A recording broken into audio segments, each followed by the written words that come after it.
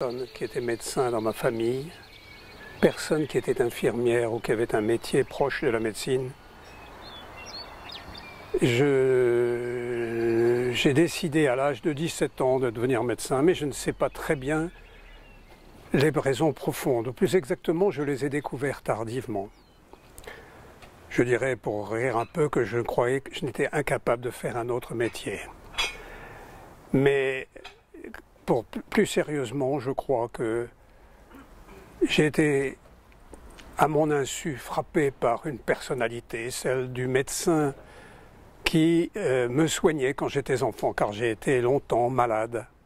Ce médecin était un homme solide, joyeux, qui réconfortait ma mère et qui ramenait sur son visage le sourire.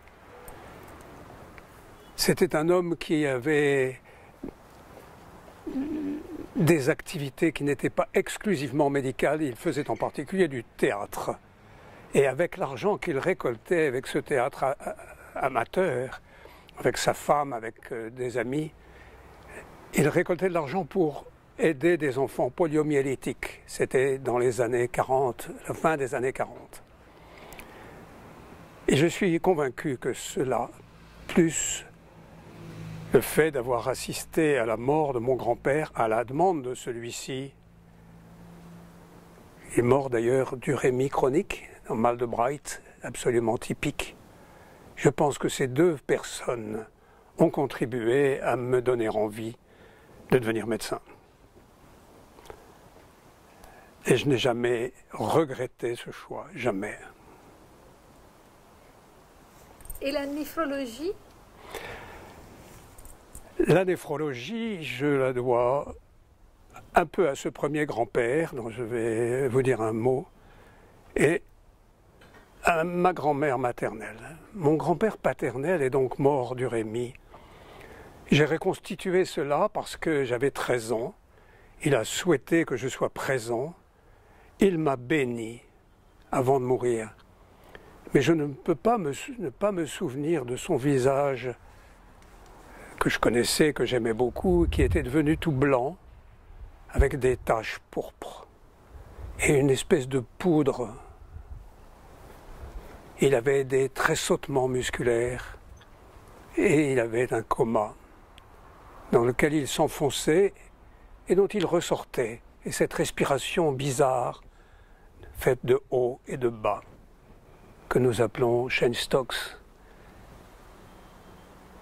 J'ai été marqué par cette mort, mais j'ai aussi eu la chance que ma grand-mère maternelle connut la mère d'un assistant de Jean Burger, Henri Ducrot. Et grâce à lui, j'ai pu être étudiant en médecine externe des hôpitaux, comme on disait à l'époque, après un concours qui était déjà difficile. J'ai été externe dans le service de Jean Burger. Et j'ai eu un interne qui s'appelait Claude Amiel, un chef de clinique qui s'appelait Jean-Philippe Méry. Et puis j'avais la proximité quasi immédiate de Jean Burger qui passait sa visite une fois par semaine. J'ai eu l'honneur de lui présenter des observations. J'ai toujours gardé le petit livre que Jean Burger a consacré au conseil aux étudiants en médecine de mon service. C'est plein de choses très vraies, très justes, que j'ai moi-même transmis à mes étudiants quand je suis devenu à mon tour professeur. Plus tard, j'ai fait mon service militaire, comme on disait à l'époque, c'était en fait un service quasiment civil au Maroc. Et là, j'ai servi avec Simone Delons, encore un grand nom de la néphrologie en fait, et de la dialyse en particulier, mais qui à l'époque exerçait à l'hôpital Avicenne de Rabat. Et elle avait la disposition du rein artificiel dit de Necker, que l'équipe d'Amburger avait laissé au Maroc après les séismes d'El Asnam, qui avait fait d'Agadir. Les séismes d'Agadir qui avaient fait de nombreux syndromes de Bywaters, avec insuffisance rénale aiguë grave. Et Simone Delons m'a demandé un jour de monter le rein artificiel pour le faire fonctionner pour un malade donné. Tout cela fait que quand je suis arrivé à Grenoble et que mon patron que je découvrais, Jean-Michel Muller, m'a dit « Écoutez, je suis là depuis 2 ans. La faculté de médecine a 4 ans. Elle a été créée en 1962 et moi, 2 ans. Et j'ai commencé moi en 64. Il m'a dit « Il faut tout monter. La réanimation, l'endocrinologie, la néphrologie. Vous avez fait de la néphrologie, allez-y. » Et je suis parti là-dedans, avec mes antécédents, si j'ose dire. Je n'ai jamais regretté non plus.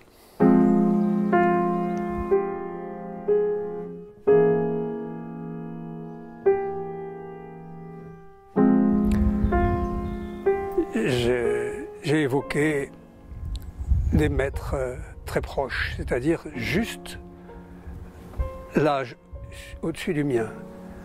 Claude Amiel, quand il était devenu un très grand professeur, très universellement connu, m'a fait la grande gentillesse un jour aux États-Unis de dire, en me présentant à un de ses collègues, « Daniel is one of my pupils ».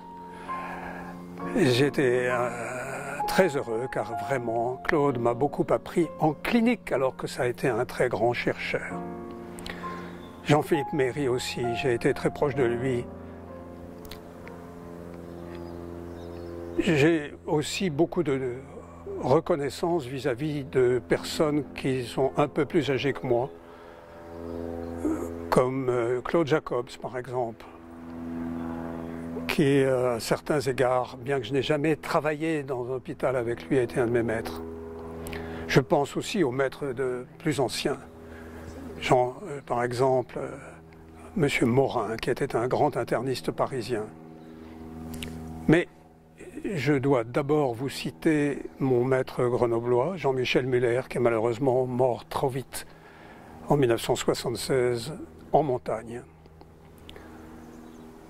Je dois aussi citer Paul Zech,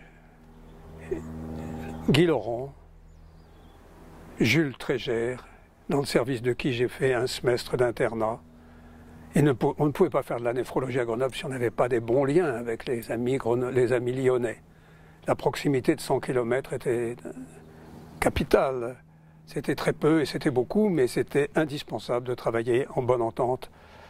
Et humblement, je suis allé apprendre la dialyse avec Guy Laurent, la réanimation et la médecine néphrologique aiguë avec Paul Zech. Et puis, j'ai beaucoup appris aussi avec tous les gens qui entouraient ce maître incontesté qu'est Jules Trégère. J'ai eu d'autres maîtres, je ne peux pas les citer tous. En néphrologie, j'aimerais quand même dire mon tribut à Liliane Morel-Maroger, qui a été pour moi un guide et qui m'a indiqué des voies dans lesquelles j'ai pu être pionnier. À plusieurs reprises, elle m'a aidé, conseillé, et quand je fais le bilan de ma vie professionnelle, incontestablement Liliane a été un maître pour moi. Il y en a d'autres. Mais quelles sont, à votre avis, les caractéristiques d'un maître? Les caractéristiques d'un maître. Je pense que le maître, c'est un peu le chef de cordée. Je prends la comparaison avec la montagne qui nous entoure, que j'aime beaucoup et pour laquelle je suis venu travailler à Grenoble. C'est un peu le chef de cordée. On ne peut pas aller en montagne tout seul. On a besoin d'être guidé, mais on a aussi besoin d'être ensemble, accrochés les uns aux autres pour éviter la chute. Le chef de cordée, celui qui ouvre une voie et qui y va le premier. Bon, il est suivi, quelquefois on lui dit non, c'est pas là, c'est là. Alors il part avec le second ou le troisième de la cordée. Je crois que le maître est quelqu'un qui a besoin d'un minimum d'autorité et aussi d'humilité. On a besoin des deux. Je pense que pour être un bon maître, il faut savoir de temps à autre se dire que tel plus jeune, moins d'expérience, moins de titres, est quand même capable d'en savoir plus que vous, d'être plus proche du malade que vous, et alors à ce moment-là, il faut savoir s'effacer. Mais on reste quand même, quand on est un maître, celui qui enseigne, c'est-à-dire celui qui fait découvrir aux plus jeunes ce qui fait sa réputation, ce qui fait son expérience, ce qui fait ses connaissances.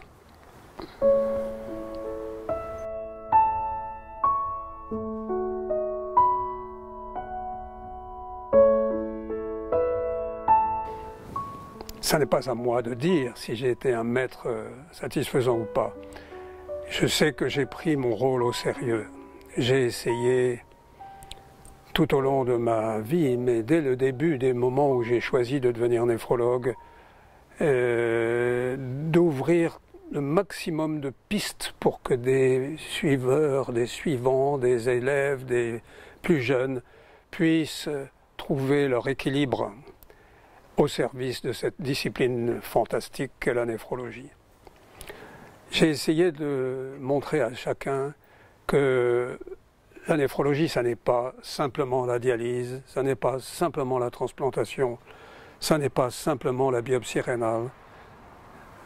C'est tout un ensemble, c'est toute une conception, c'est un élément de la médecine interne, c'est très proche de l'urologie, ça nécessite une compétence très réelle en immunologie clinique, en immunologie tout court. Ça nécessite parfois des connaissances en physiologie que personnellement je n'ai jamais eu de façon très développée. Je pense que ça a été mon rôle, non pas de me cantonner dans un domaine, mais au contraire d'ouvrir au maximum pour que plusieurs personnes puissent s'intégrer dans cette équipe. Je ne sais pas si j'ai réussi, encore une fois, c'est à eux de le dire.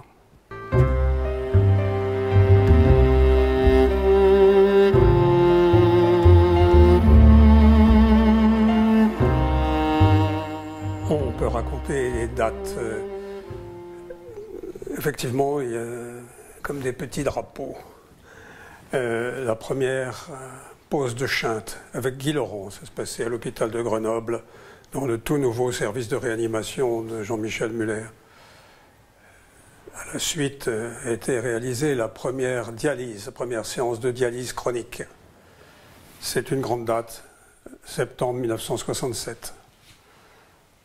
18 mois plus tard, premier prélèvement d'organes, premier transfert de reins d'une ville à l'autre.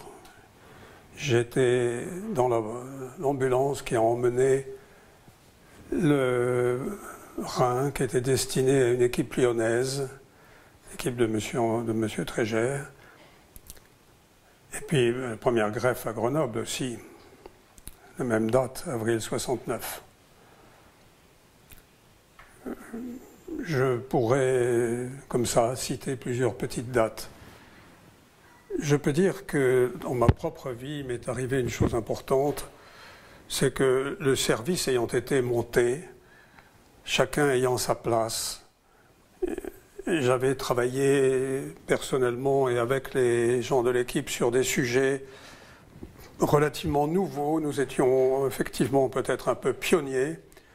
Les microangiopathies thrombotiques, par exemple, ou les cryoglobulinémies mixtes.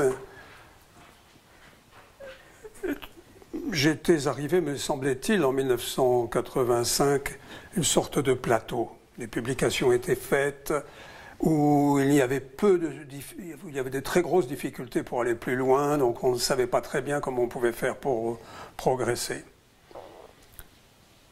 C'est alors que un coup de téléphone avec Liliane Stryker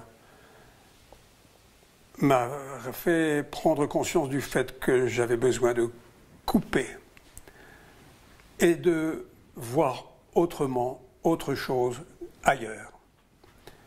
Et grâce à Liliane et à Gary Stryker, son mari, j'ai eu la possibilité de partir avec ma famille, faire une année sabbatique au NIH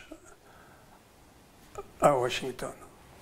Et ça a été extraordinaire parce que j'ai été dans l'équipe de Gary, à un poste d'observation absolument unique. Les travaux de l'équipe de Barry Brenner ou de Brian Myers, par exemple, donnaient lieu à des essais multicentriques absolument formidables, comme le travail sur le captopril chez les diabétiques de type 1 avec Ed Lewis, ou l'étude MDRD, Modification of Diet in Renal Diseases. Et à cette occasion, j'ai fait connaissance de tous les grands chefs d'équipe américains et j'ai surtout pris conscience de la montée du diabète aux États-Unis, et particulièrement du diabète de type 2. En Europe, nous avions 1 ou 2 malades qui avaient un diabète, quelquefois un diabète de type 2, mais c'était rare, qui étaient dans nos centres de dialyse. Et là-bas, c'était 40, 50, 60% des centres de dialyse qui accueillaient des malades diabétiques de type 2. Une véritable épidémie. Et pourquoi? Sachant que ce qui se passe aux États-Unis vient en Europe quelques années plus tard, j'ai eu la possibilité de transformer ma vision des choses, puis petit à petit par communication, j'ai pu donner l'impact en France à une recherche sur l'épidémiologie et sur les pathologies associées au diabète de type 1, mais surtout de type 2. Et en particulier sur le plan anatomopathologique, avec tout ce que cela peut supposer de diagnostic et de simplification du diagnostic. Pour cela, il a fallu travailler en lien avec l'équipe de diabétologie du centre hospitalier universitaire, particulièrement avec Serge Halimi. Et de cela, je garde un très très bon souvenir. On a pu faire de nombreuses études, localement, mais surtout nationalement, et avec l'aide de nos collègues, on a pu rassembler les premières données épidémiologiques et puis faire des travaux multicentriques. De cela, vraiment, je garde un très bon souvenir. Puisque vous me demandez de parler de grandes dates, je ne voudrais pas oublier aussi les temps que j'ai passés en Algérie ou à Madagascar à aider des anciens élèves de Grenoble à étoffer leur service de dialyse ou de néphrologie dans des conditions souvent dramatiques, souvent difficiles en tout cas. Et j'ai retenu de ces moments-là non seulement de grandes amitiés, mais aussi des moments très émouvants, parce que on imagine que la néphrologie c'est une discipline de riches. Non, pas forcément. Ça peut très bien être une discipline de pays pauvres, à condition de prendre les choses avec un œil nouveau. Par exemple, l'anatomie pathologique peut se faire en grande partie grâce à l'ordinateur, la communication à travers les continents. La dialyse, grâce à Michel Forêt, il y a eu une association de dialyse qui a beaucoup aidé Madagascar. Et puis la néphrologie proprement dite, eh bien, l'utilisation des bandelettes pour les diagnostics précoces des maladies rénales est quelque chose qui peut se faire relativement simplement, et il y a eu des travaux épidémiologiques qui ont été faits. Pour moi, je résumerai ça, c'est pas une date, c'est beaucoup de dates, mais c'est un ensemble qui a beaucoup compté. En résumé, les grandes dates de démarrage d'une équipe, ensuite une année sabbatique pour casser la vie en deux, en quelque sorte, ce qui était avant, ce qui était après. Et je regrette que dans nos équipes françaises, l'année sabbatique ne soit pas vraiment quelque chose d'institutionnalisé, car on en tire énormément.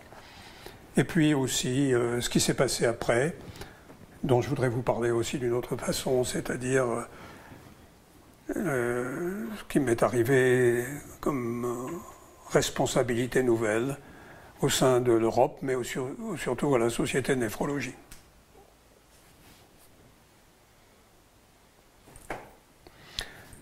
Alors, c'est vrai que le retour des États-Unis, j'avais un peu plus d'aisance en anglais et on m'a demandé de représenter la France à l'EDTA. L'EDTA, ERA.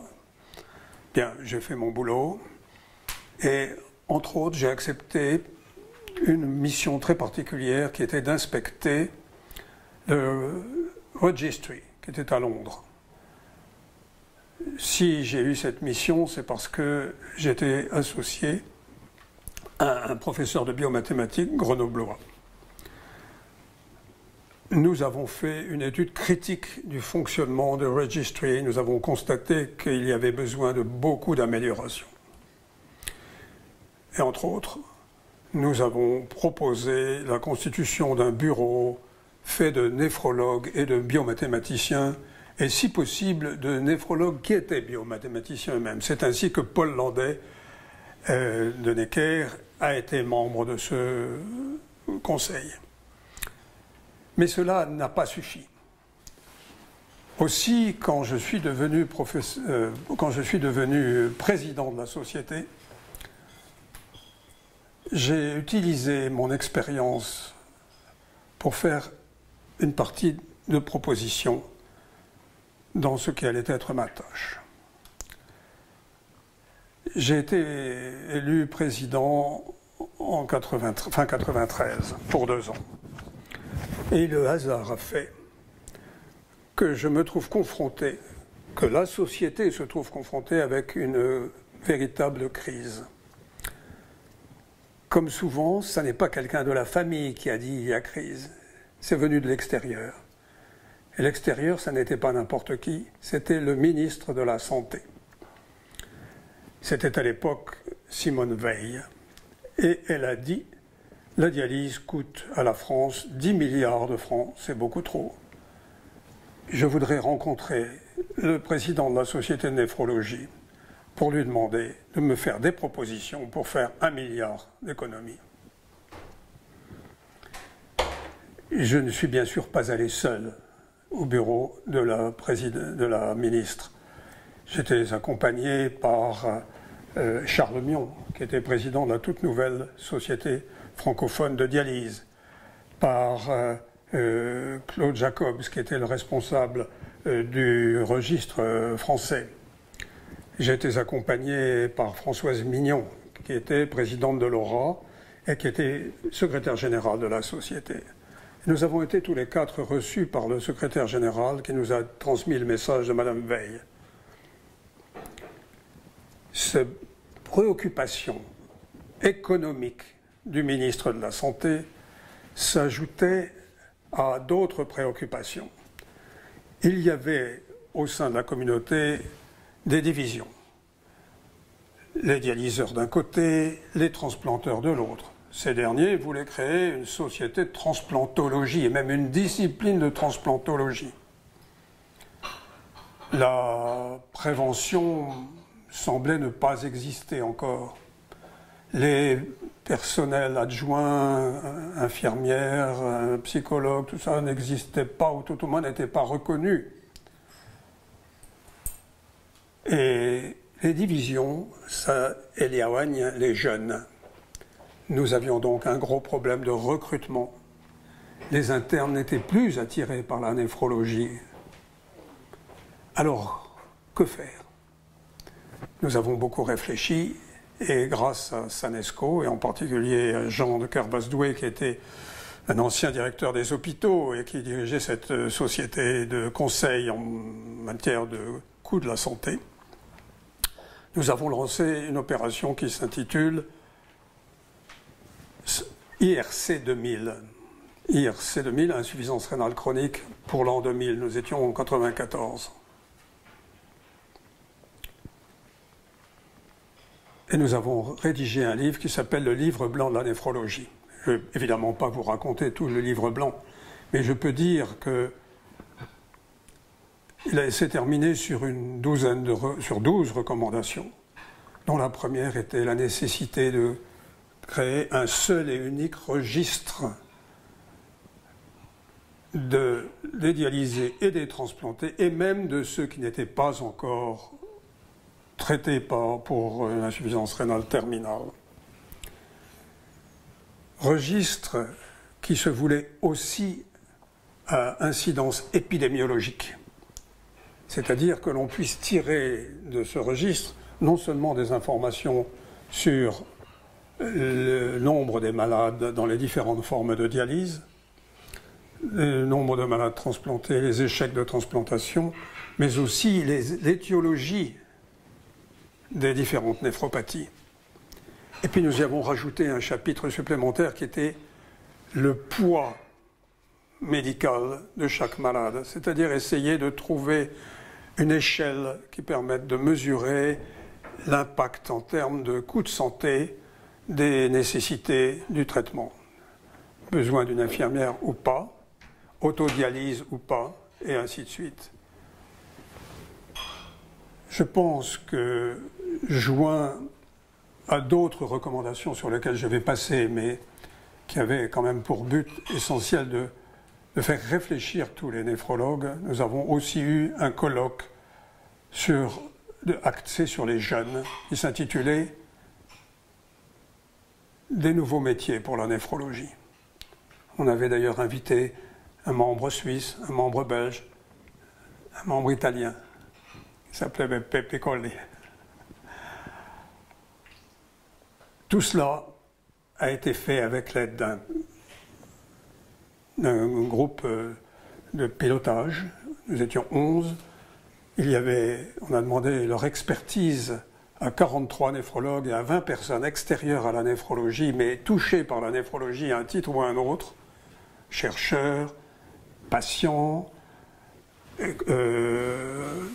administrateurs, enfin bref, une vingtaine de personnes qui avaient leur mot à dire sur la néphrologie. Et puis après, nous avons envoyé une première synthèse à 250 néphrologues et 198 ont pris la peine de répondre à un questionnaire qui était assez touffu, assez fourni. Et ceci a donné lieu à ce livre qui est un numéro de la revue, qui s'appelle IRC 2000, le livre blanc de la néphrologie. Alors, c'était une réussite dans la mesure où nous avions réussi à faire travailler ensemble un grand nombre de néphrologues. Et ça a été une réussite parce que quand je regarde maintenant ce livre, je m'aperçois que tous les points ont été remplis. Tous les points ont été remplis et les jeunes sont revenus.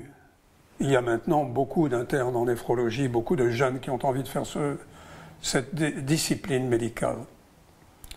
Ça a été rempli parce que nous n'avons eu pas trop de difficultés à réaliser ce registre grâce à l'accueil que nous avait fait Didier Houssin, qui était à l'époque le directeur de l'établissement français des greffes.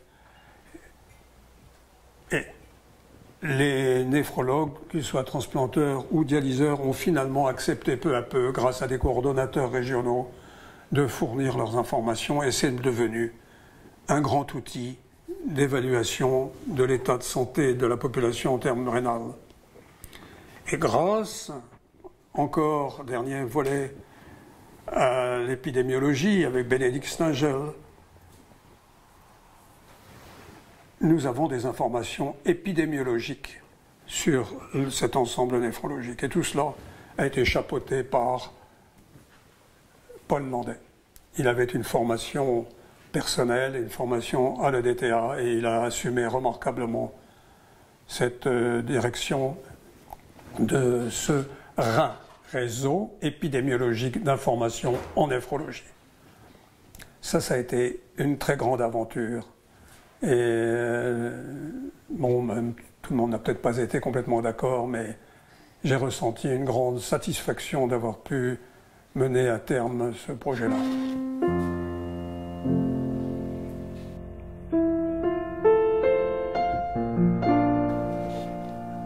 C'est vrai, l'amitié compte beaucoup, car on peut avoir des relations difficiles avec certains. Et quand les relations sont faciles, tout va tellement plus simplement.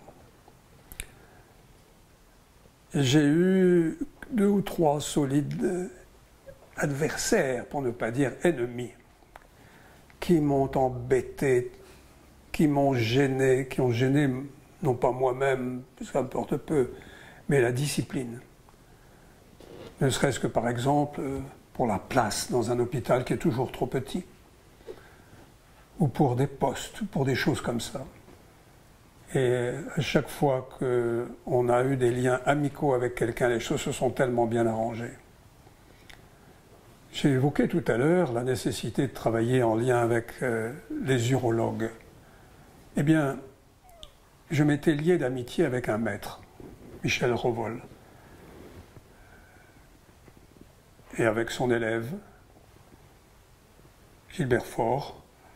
Et quand j'ai eu des difficultés avec un de ses adversaires, des difficultés considérables qui faisaient que la dialyse n'arrivait, le centre de dialyse, le centre hospitalier de dialyse n'arrivait pas à rentrer dans un nouvel hôpital, eh bien c'est lui qui a généreusement ouvert son service pour placer ces malades.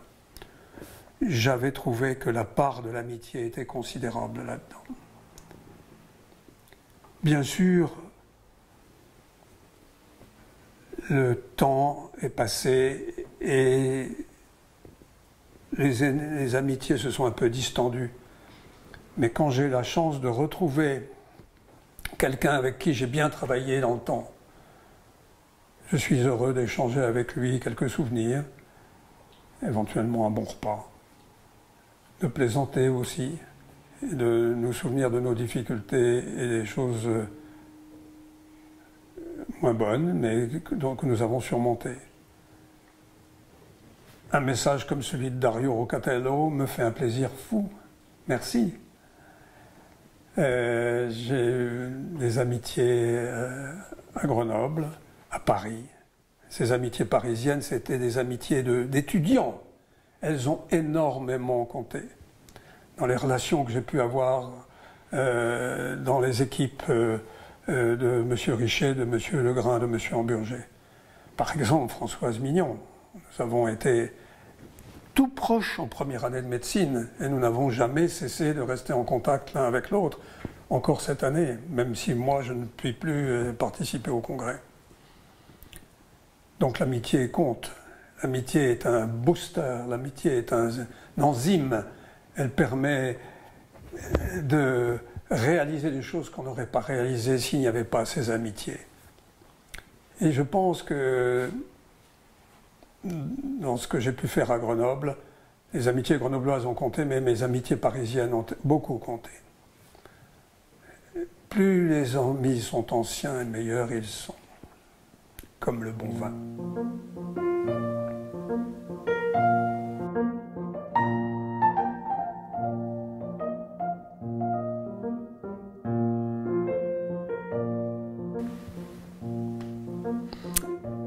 C'est difficile d'être ami avec son patient. Ami où on entend justement ce bavardage tranquille autour d'un bon verre, ou une marche en montagne ensemble, où l'on devise, ou bien un spectacle que l'on va voir ensemble. J'ai quelques expériences dans ce domaine et je peux dire qu'elles sont, je ne dirais pas décevantes, mais je me demande si on ne se trompe pas quand on veut être l'ami de son médecin ou l'ami de son patient. Je pense qu'il y a quelque chose de plus profond que l'amitié dans une vraie relation médecin-patient. Médecin souffrant, c'est ça que veut dire patient. Je préfère ce terme à malade. Si l'on veut considérer les choses en profondeur, le médecin est renommé, en quelque sorte une compétence qui fait qu'il est attractif pour quelqu'un qui est dans l'inconnu, dans l'inquiétude, éventuellement l'angoisse. Celui-là, il sait quelque chose sur ce qui me fait malade, ce dont je souffre. Il va m'aider. Apparemment, il y a le médecin et il y a le malade. Et je pense que si on veut être vrai, il faut essayer de faire en sorte que le médecin ne regarde pas le malade d'en haut. Et si l'on veut être vraiment soi-même, eh bien il faut reconnaître que, je parle des situations difficiles, hein, des situations où la vie est engagée pour le patient, je pense qu'il faut accepter de reconnaître que nous mettons notre faiblesse, nos inquiétudes et notre possible finitude en jeu quand nous avons un échange de cette nature avec un patient qui est lui-même au bout de sa vie ou qui sent que sa vie est engagée, que son pronostic vital est grave. Et c'est grâce à cela qu'il se crée la confiance. La confiance est indispensable si on veut que le patient guérisse. Et il y a une confiance mutuelle qui se crée. Je crois que c'est quelque chose d'autre que l'amitié. C'est quelque chose qui est à la fois plus profond et en même temps qui nous engage moins. On est engagé sur l'instant, sur une durée qui est relativement délimitée dans le temps. L'amitié, ça peut être un peu plus superficiel, ça peut durer toute une vie. Se couper, se retrouver, se couper, se retrouver. Est-ce que j'ai répondu à votre question ?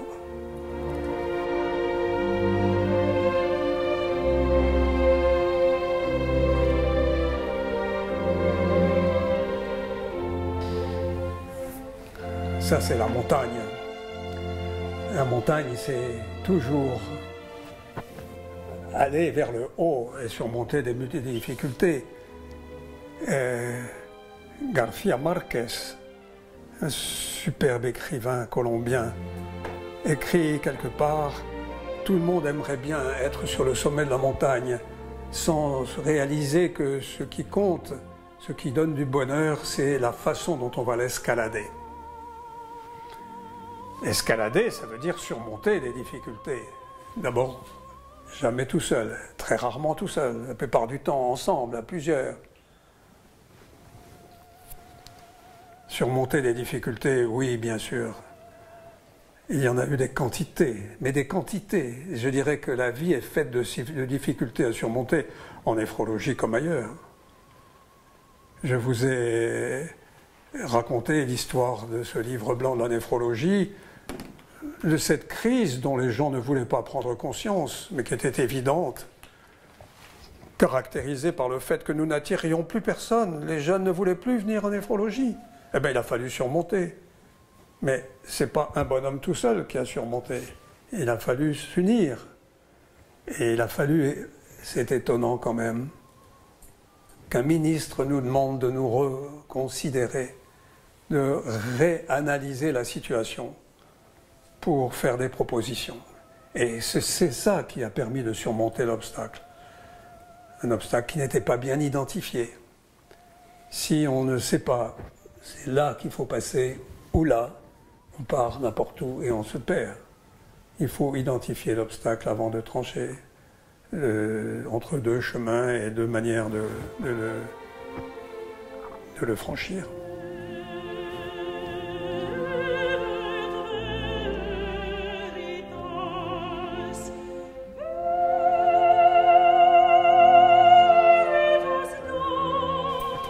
J'ai dit tout à l'heure que la néphrologie avait été un agréable cancer. On ne devrait pas rire avec ce mot. Ces deux mots se tirent la langue. Le cancer, c'est une maladie qui ronge. La néphrologie m'a rongé et je me suis laissé ronger avec bonheur. C'est ça que j'ai voulu dire. J'aurais peut-être dû couper, refuser, dire non. Ça suffit. Et je n'ai fait ça que très tard. Pourquoi? Parce que j'avais du bonheur à être néphrologue. J'avais du bonheur dans la dialyse, j'avais du bonheur dans la greffe, dans le prélèvement d'organes, dans les contacts avec les familles endeuillées auxquelles il fallait demander de donner le rein, d'accepter que l'on prélève les reins de leurs proches. C'est un drôle de bonheur, mais j'avais l'impression d'accomplir mon rôle d'homme, tout simplement. Et quand je revenais chez moi un peu fatigué par la nuit de garde, j'avais l'impression d'avoir bien fait mon boulot, d'avoir fait mon métier. J'ai eu des joies immenses aussi dans des disciplines qui ne sont plus avec les malades, mais parce qu'il y a les malades derrière. Par exemple, l'anatomie pathologique. On parlait de poésie tout à l'heure, je ne suis pas un poète et je ne pense pas vraiment qu'il y ait de la poésie dans la néphrologie, mais par contre, il peut y avoir de grands bonheurs esthétiques. C'est ainsi que l'anatomie pathologique m'a permis de voir des spectacles absolument étonnants. Je pense, comme ça en passant, à des granules de prorénine dans l'endothélium ou le sous-endothélium, enfin les cellules musculaires lisses, qui sont dans les petites artérioles d'un rein, ischémie chronique. Des colorations absolument stupéfiantes et des photos. Bon, tout ça, ça m'a pris du temps. J'ai fait des choses. Pourquoi est-ce que je me suis consacré comme ça à corps perdu dans la société de néphrologie quand j'ai été vice-président puis président? Parce qu'il fallait faire les choses à fond. Parce que j'avais la chance d'avoir une responsabilité et que cette responsabilité, il fallait que je l'assume. Je l'ai fait jusqu'à la fatigue. Et j'ai certainement fatigué les miens parce que j'étais trop absent. Et c'est en ça que je dis que c'était un cancer. Agréable parce que j'y ai trouvé mon plaisir. Parce que j'ai accompli. Voilà.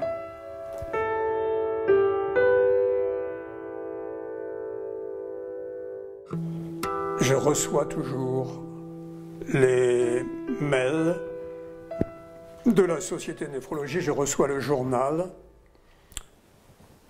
et j'essaye de me tenir au courant des grands progrès. Ma surdité fait que je ne peux plus participer aux réunions, ce qui est d'une certaine façon bien parce que je n'éprouve pas de regrets. Je sais que je ne peux pas physiquement, donc c'est fini. Je n'en suis pas triste. J'ai la chance d'avoir une famille, d'avoir des amis, d'avoir la possibilité.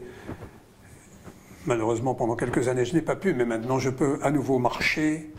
Marcher, on ne marche pas tout seul non plus. Je marche avec des amis. Je fais de la photographie, j'ai fait de la documentation dans des domaines complètement différents de la médecine. Par exemple, les œuvres de mon ancêtre, qui sont considérables et qui justifieraient à soi seul une thèse d'histoire de l'art. Je me suis passionné pour ça. Je suis allé dans les bibliothèques militaires, dans les musées militaires, et j'ai trouvé des choses qui sont susceptibles d'être tout aussi passionnantes que la néphrologie, avec cette différence fondamentale. C'est un sujet théorique. C'est l'ancien.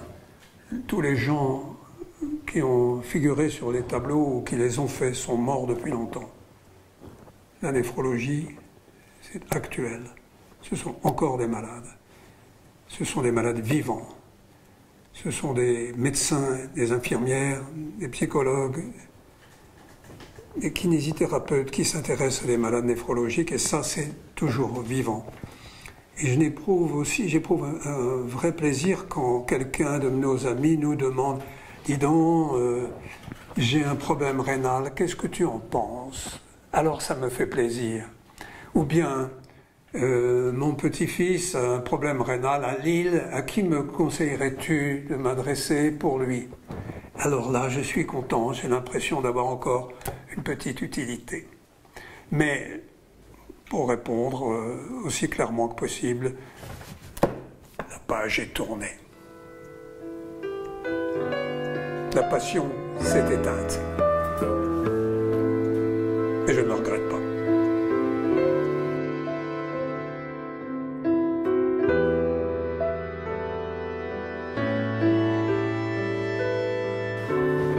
L'histoire, j'ai aimé. J'aurais peut-être pu être historien comme Lémon, un de mes fils. Mais j'ai vraiment besoin, je m'en suis aperçu à plusieurs reprises, d'un contact avec l'homme. J'aurais peut-être été plutôt géographe, parce qu'il y avait du contact avec l'homme vivant. J'aurais pu, dans cette faculté de médecine qui était toute débutante, prendre une autre voie, radiologie, anatomie pathologique. Mais non, il fallait le contact avec le patient, le malade, l'homme, la femme, les gens vivants.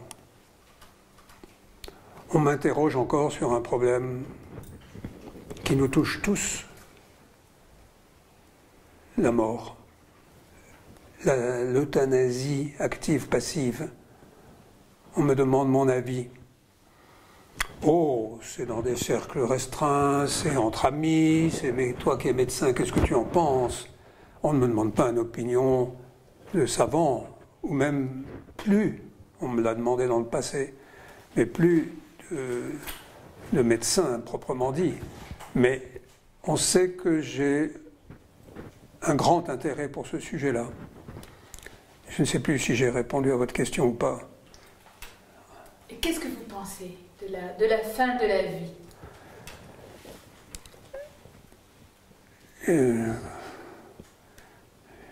J'y pense de temps en temps, parce que c'est mon approche, parce que plusieurs de nos amis, des gens de mon âge, sont morts, même des gens beaucoup plus jeunes. Je pense à une néphropédiatre de Grenoble, Elisabeth Deschlette, ou Gilbert Faure, notre ami urologue, sans parler de Jean-Michel Muller, sans parler d'Hamid Meftahi. Ce sont des gens très proches de notre équipe qui sont partis beaucoup plus tôt, qui n'ont pas eu le temps de profiter de leur retraite comme c'est mon cas. Je pense qu'il faut profiter de tout moment dans la vie. Il ne faut pas laisser passer les moments, car la vie est courte finalement. Et quand on arrive au bout, il faut vivre ça aussi paisiblement que possible. Et pour ça, il faut rencontrer des médecins qui vont vous soulager, des infirmières qui vont vous soulager, des psychologues qui vont vous aider à exprimer vos souffrances. On parle beaucoup d'euthanasie en ce moment, en France en particulier. Et on parle même de sondages qui disent que 91% des Français voudraient l'euthanasie active, le droit à l'euthanasie active. Cela me fait beaucoup de peine parce que cela veut dire que nous sommes dans une civilisation où on a le droit à tout. On ne doit plus souffrir, on doit avoir toutes les satisfactions possibles et imaginables, et même celle de décider la date de sa mort. Et moi, ça me fait de la peine parce que nous nous sommes battus, moi, mes compagnons, mes compagnes de médecine et les infirmières, pour la vie, pas pour la mort. Et autant j'ai été utilisateur, comme tant de réanimateurs, comme tant de néphrologues, de petits moyens pour ne pas prolonger inutilement l'existence, comme ce que nous appelions bon, il y avait Dolozal, Fénergan, Largactyle. On injectait ça à des patients dont on savait très bien qu'ils étaient vraiment au bout de la vie et que nous ne pouvions plus les soulager. Mais ce n'était pas une décision d'un citoyen parmi d'autres, c'était dans le secret d'une équipe médicale, autour d'un patient, avec sa famille, avec ses proches, et dont on décidait tous ensemble que on ne pouvait pas poursuivre.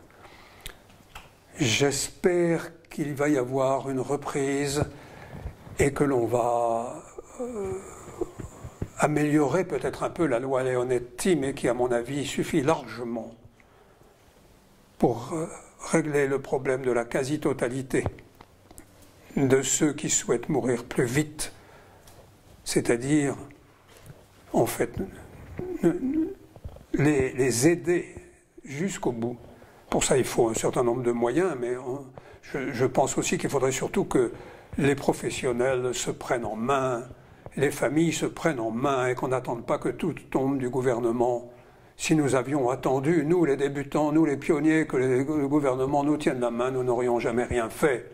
Si nous attendons qu'on décide qu'on a le droit de se faire injecter un produit létal parce qu'on a décidé que ça suffisait, nous manquerons notre vocation d'homme. Je le dis clairement. J'espère qu'on va se ressaisir.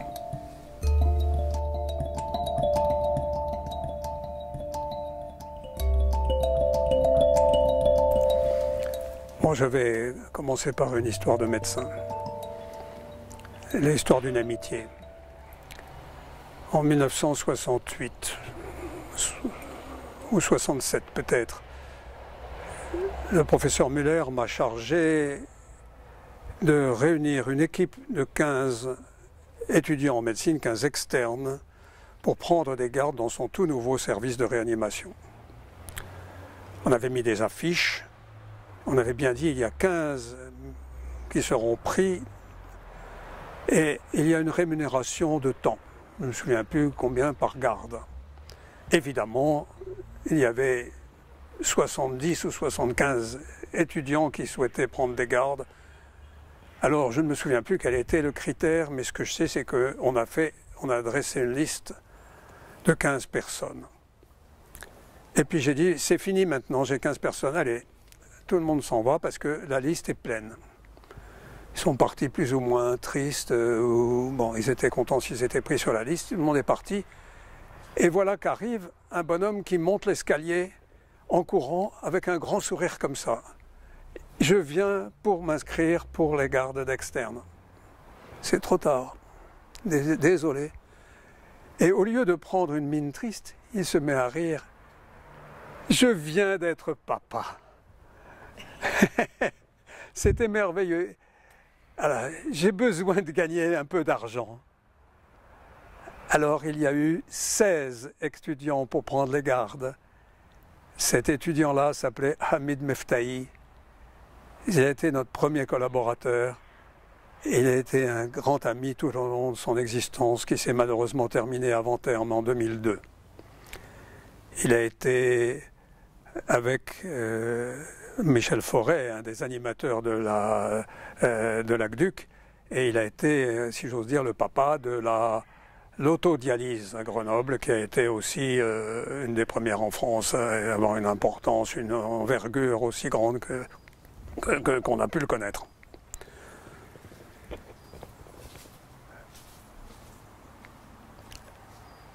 Des histoires de malades, il faudrait en raconter beaucoup. La première n'est pas drôle du tout. C'est l'histoire d'un homme jeune à qui on avait dit « Si vous voulez échapper à la dialyse, c'était dans les années 70, il faut suivre un régime. » Et cet homme, un peu obsessionnel, a admirablement suivi son régime. Et quand il est arrivé à l'hôpital, parce que vraiment il n'en pouvait plus, il avait des artères complètement calcifiées. On a eu beaucoup de difficultés à mettre un shunt artério-veineux. Et on lui a expliqué ce qu'il fallait ne pas faire, c'est-à-dire éviter de manger tout ce qui pouvait contenir du potassium. Et on a énuméré les aliments contenant du potassium, en particulier le raisin. Et cet homme jeune qui habitait seul dans une annexe de la ferme de ses parents, qui avait voulu se prendre en charge totalement, a compris que sa dialyse allait être très difficile. La transplantation n'existait pas à l'époque. Et il a mangé du raisin qu'il aimait beaucoup, jusqu'à faire son arrêt cardiaque. Et ce garçon m'est resté, l'histoire de ce garçon, mais ce visage m'est resté dans la tête. À la fois parce que j'avais eu beaucoup de sympathie pour lui et en même temps parce que c'était un échec. Et en même temps parce que c'était quelqu'un qui avait fait ce qu'il voulait de sa vie finalement. Il n'y a pas de morale à cette histoire. Je tenais à la raconter puisque vous me demandez. J'en connais une autre qui fera plaisir à Guy Laurent. Le premier malade de Grenoble qui était idéalisé était un jeune père de famille. En 1965, il n'y avait rien à Grenoble. Mais nous savions évidemment faire le diagnostic de l'insuffisance rénale chronique terminale. Et nous savions que Guy Laurent avait commencé un programme de dialyse dans le service de M. Trégère. Et nous avons envoyé ce jeune papa à l'Anticaille. Cet homme était extrêmement sympathique, père de 2 enfants. Et Guy Laurent l'a admirablement soigné à sa façon à lui, avec la dialyse longue, avec des bons repas au restaurant d'en face. J'ai eu la chance de goûter moi aussi ces repas.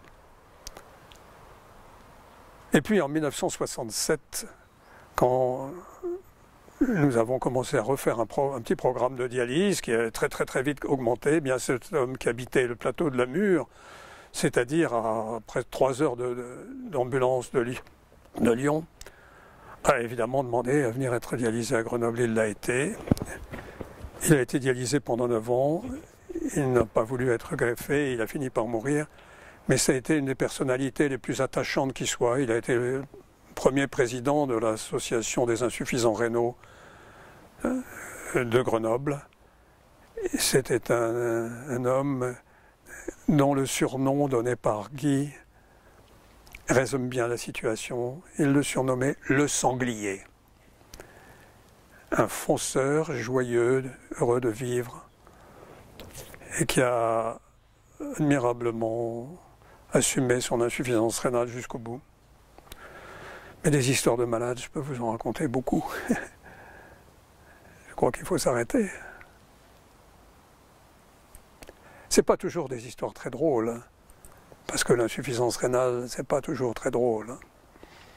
Mais ce sont des périodes de vie, ce sont des gens qui ont, à leur façon, assumé ce qu'il leur restait à vivre, et qui ont été pour nous des exemples.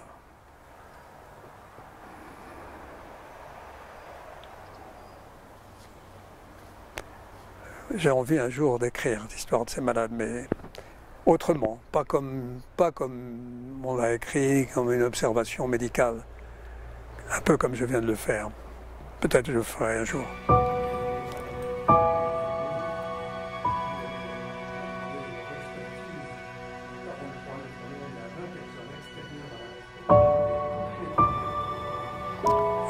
Est-ce que j'ose vous dire que si je commençais ma médecine maintenant, je crois que j'essaierai de faire de la psychiatrie. Parce que j'ai été confronté tout au long de mon existence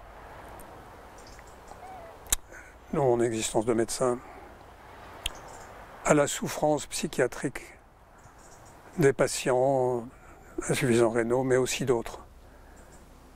Je parlais tout à l'heure de Hamid Meftahi, son épouse, Odile, psychiatre, était pendant de très nombreuses années attachée dans notre service et a beaucoup aidé les patients à vivre leurs difficultés et même les membres du corps médical. Et je trouve que la grande souffrance de notre époque, c'est bien ça. Maintenant, je vais essayer de répondre à vos questions. Premièrement, que conseiller à quelqu'un qui veut devenir médecin maintenant? Je lui dirais: tu vas travailler beaucoup, sache-le, et préserve-toi de cette passion qui fait que tu sois mangé complètement. Garde à tout prix des espaces de vie normale, entre guillemets, des espaces pour la musique, pour la poésie, pour la peinture, pour le sport, pour ce que tu voudras, mais des espaces intangibles. Je lui dirais, débrouille-toi, mais n'accepte pas d'être enfermé dans ces hyper-spécialités auxquelles ont été contraints de se plier les nouveaux professeurs. Pour devenir professeur maintenant, il faut avoir une liste de travaux considérables, avoir fait des thèses, être docteur et sciences, être beaucoup de choses de ce genre qui sont parfaitement compréhensibles et licites, mais qui amènent beaucoup de gens pour pouvoir faire du nouveau à faire du pointu. C'est-à-dire qu'on s'éloigne de ce champ qu'est la médecine générale et la médecine interne. Je lui dirais, fais des remplacements de médecins, si possible à la campagne, parce que c'est là qu'on est le plus proche de la médecine générale. Prends contact avec les gynécologues, prends contact avec les pédiatres et ne choisis pas trop vite. Quand tu seras interne, on va te dire, tu fais 8 semestres de cardiologie pour devenir cardiologue, 8 semestres de neurologie pour devenir neurologue. N'accepte pas ça, débrouille-toi, fais un peu de médecine interne, de cardiologie pour devenir néphrologue, un peu de dermatologie pour devenir néphrologue. Mais fais un peu autre chose. Tu auras tout le temps de faire de la néphrologie si tu veux devenir néphrologue. Tu vas en faire toute ta vie. Tu n'as pas besoin de tout savoir quand tu commences. Un des intérêts de la médecine, c'est justement qu'on s'enrichit au fur et à mesure des années et des décennies. Donc surtout, acquiert ce que tu ne pourras plus acquérir plus tard, des compétences dans les disciplines voisines, et la médecine interne, la médecine générale avant tout. Je crois que j'ai répondu à vos 2 questions d'un seul coup. Que faire pour devenir médecin? Que faire pour devenir néphrologue? Bon, évidemment, avant de choisir un métier, on va souvent, quand on le peut, voir quelqu'un qui exerce ce métier. Comme quand un de mes fils m'a dit « je voudrais devenir architecte », je lui ai dit « va donc voir des architectes ». Il est revenu, il a dit « non, non, je ne veux pas faire ce métier ». C'est clair. Va voir un néphrologue si tu veux devenir néphrologue. J'en ai connu qui ont été décidés à ne pas faire de la néphrologie après avoir rencontré un néphrologue. C'est bien, il vaut mieux choisir en sachant ce que l'on veut faire. Et à partir du moment où tu t'y mets à fond, avec des petites réserves de temps libre pour le cerveau, pour le cœur et pour la joie de vivre, parce que le métier, ça a beau être passionnant, ça a beau être, oui, passionnant, prenant, ça ne suffit pas. Quand tu seras bien vieux, que tu seras sur ton fauteuil, que tu seras peut-être sourd, peut-être aveugle, peut-être cardiaque, peut-être, il faudra que tu sois capable de faire autre chose que de la néphrologie ou de la médecine.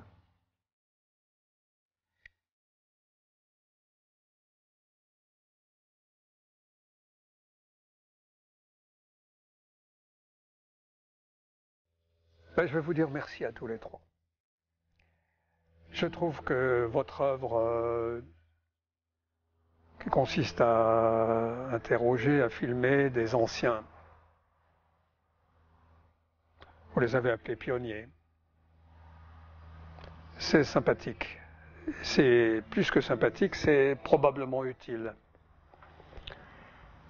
Je pense que la médecine change, évolue, et en même temps, la relation entre le médecin et le patient évolue aussi, mais il reste un fond d'humanité qui ne changera jamais à travers les siècles. La confiance que le malade du XVIIIe siècle faisait à son médecin n'est plus du tout la même que celle du malade du XXIe, mais il reste toujours ce que j'appelais tout à l'heure la confiance. On a confiance l'un dans l'autre. Le patient fait confiance, sinon il aura beaucoup de difficultés à guérir. Mais le médecin fait confiance à son patient. Et s'il y a une rupture de cette confiance, bon, il va falloir aller chercher un autre médecin. Je ne suis pas sûr que ça marche. Je ne suis pas sûr que ça réussisse. Je pense que votre entreprise qui consiste à interviewer des personnes qui ne sont plus dans l'action ou qui sont encore mais qui sont proches de la fin de leur métier ont des choses à dire aux plus jeunes sur ce qu'ils ont vécu.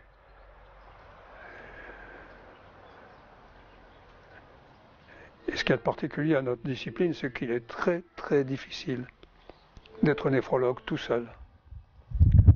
On est nécessairement néphrologue dans une équipe.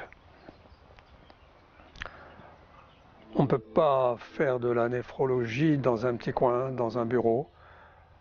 Si on est néphrologue, on est un peu dialyseur ou un peu transplanteur ou un peu hospitalier. Enfin, on ne peut pas s'empêcher d'avoir quelques lits quelque part pour examiner son patient, lui faire une biopsie rénale, faire poser une fistule artério-veineuse, enfin bref, tout ce qui fait la néphrologie. Et cette notion d'équipe est quelque chose de fondamental. J'ai cité au cours de votre interview 2 noms, mais j'en ai beaucoup d'autres de mon équipe, des gens que j'aurais aimé citer. Mais bon, j'espère qu'ils se reconnaîtront à travers mes paroles. J'ai cité ceux qui sont morts.